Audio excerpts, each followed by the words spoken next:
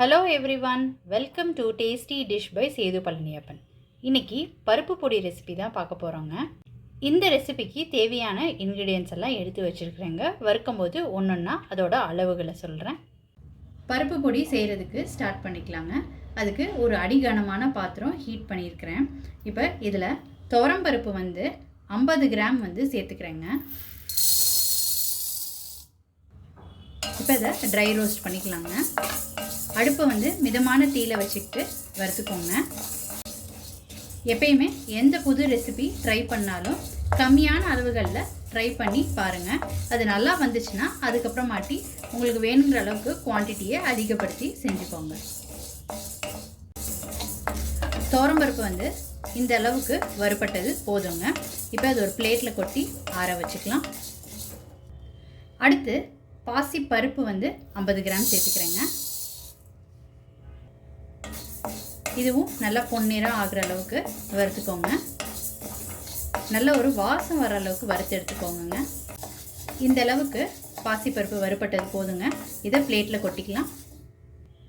அடுத்து பொட்டுக்கடலை 50 கிராம் சேர்த்துக்கிறேங்க. மூணுமே சம அளவு சேர்த்துக்கிட்டு இருக்கேன். பொட்டுக்கடலை ரொம்ப நேரம் வறுக்கணும்னு அவசியம் கிடையாதுங்க. அந்த கடாயில் உள்ள ஹீட்கே போதுமானதாக இருக்கும். ஒரு நிமிஷம் வறுத்தா. இப்போ பிளேட்டில் கொட்டி ஆற வச்சுக்கலாங்க. அடுத்து இதில் கடலைப்பருப்பு 1 ஸ்பூன் சேர்த்துக்கிறேங்க. கடலைப்பருப்பு கொஞ்சமாக சேர்த்துக்கிட்டா போதுங்க. எல்லா பொருட்களும் மிதமான தீயில வறுத்து எடுத்துக்கோங்க. இப்போ இதையும் ஒரு பிளேட்டுக்கு மாற்றிக்கலாங்க. அடுத்து இதில் புழுங்கல் அரிசி 2 ஸ்பூன் சேர்த்துக்கிறேங்க.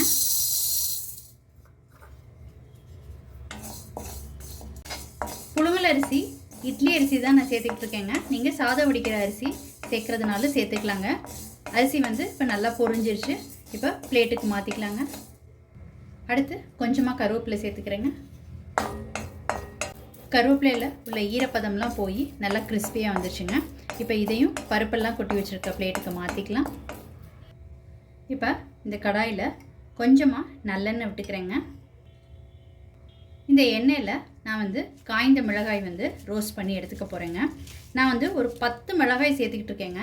நீங்கள் உங்கள் காரத்துக்கு ஏற்ப கூடவோ குறைச்சோ பார்த்து சேர்த்துக்கோங்க.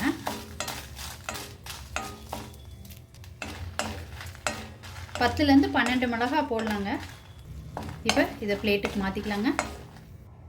மிளகாய் வறுத்து எடுத்துக்கிட்ட பிறகு கொஞ்சம் எண்ணெய் விட்டுருக்கேங்க. இதில் 10 பல்லு பூண்டு இடித்து வச்சுருக்கிறேங்க. அதை சேர்த்துக்கிறேன்.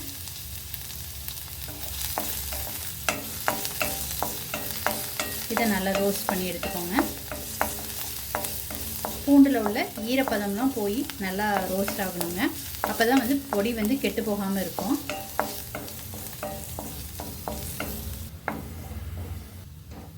பூண்டு எண்ணெயில் நல்லா ரோஸ்ட் ஆகிடுச்சுங்க. இவ பிளேட்டுக்கு மாற்றிக்கலாம். பருப்பு பொடிக்கு வறுத்ததெல்லாம் ஒரு பிளேட்டில் கொட்டி ஆற விட்டுருக்கேங்க.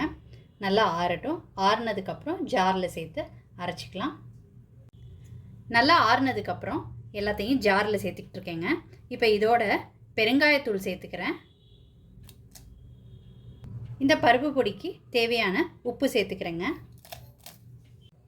கட்டி பெருங்காயம் சேர்க்குறதா இருந்தால் நீங்கள் மிளகாய் வறுக்கும்போது அதோடு சேர்த்து வறுத்துக்கோங்க.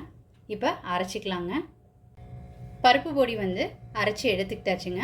இது சலிக்கணும்லாம் அவசியம் கிடையாதுங்க. அப்படியே யூஸ் பண்ணலாம். ரொம்ப சூப்பராக ஒரு ஹெல்த்தியான ப்ரோட்டீன் ரிச் பருப்பு பொடி ரெடி ஆயிடுச்சுங்க. இந்த பருப்பு பொடியை சூடான சாதத்தில் நெய் விட்டு சாப்பிட்டிங்கன்னா ரொம்ப சூப்பராக இருக்குங்க. நெய் பிடிக்காதவங்க நல்லெண்ணெய் விட்டு சாப்பிட்டாலுமே டேஸ்ட் ரொம்ப அட்டகாசமாக இருக்குங்க.